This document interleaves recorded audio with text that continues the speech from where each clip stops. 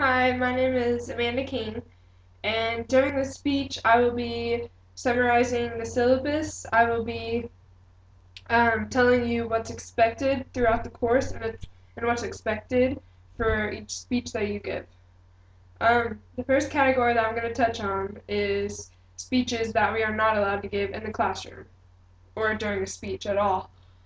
These speeches include speeches about school uniforms, sports, mercy killing, teenage suicide, drugs, drinking and driving, texting and driving, organ donation, blood donation, child abuse, AIDS, abortion, the death penalty, religion, any kind of birth control at all, and alcohol or drug abuse. These speeches, if you give a speech on any of these, you will receive a 0 for that speech.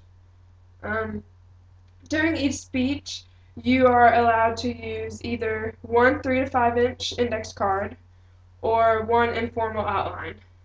On the index card, you can only use one side, so you cannot write on both sides of the index card. And when using, you can only use an informal outline. You will not be able to use a formal outline. Also, if you can choose not to use an index card or an informal outline, and if you do so, you will receive 7 points extra credit. Um, but if you do use them, you will not get the additional credit, 7 points extra. So, also before each speech, you should display either your informal outline or your index card. You should display it for at least 60 seconds so your professor can view it. And also, um, your professor must be able to see your hands throughout the entire speech. Um, More penalties include um, if you transport additional papers to the lectern, or if you cite Wikipedia, or if you cite any dictionaries or encyclopedias, you will you will get a 50-point penalty if you and also if you use both sides of the index card or a formal outline, you will um, get a 50-point penalty for all of those.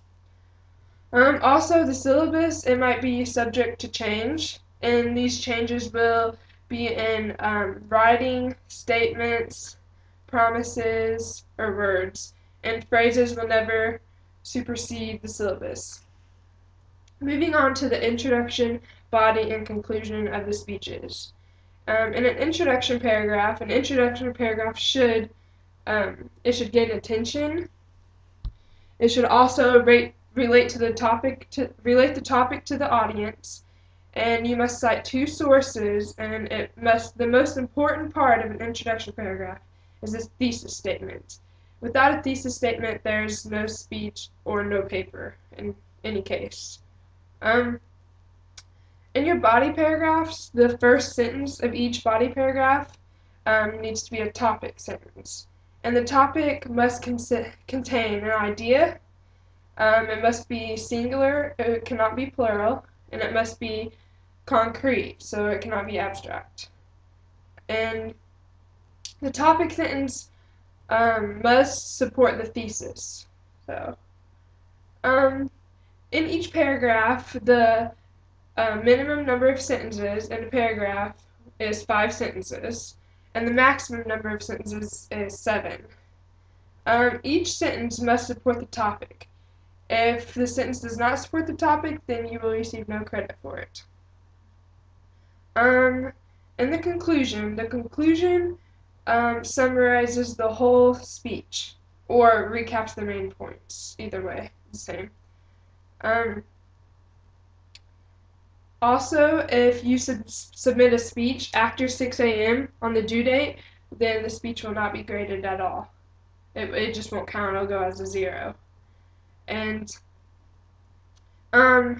it's also smart to submit your speech either 24 to 48 hours before the due date, because sometimes it takes longer to download than normal, or something could go wrong with your computer, or anything could happen. So you should submit it early just in case that happens. Uh, and that's what's expected in this course and for each speech. And that's all. Thank you.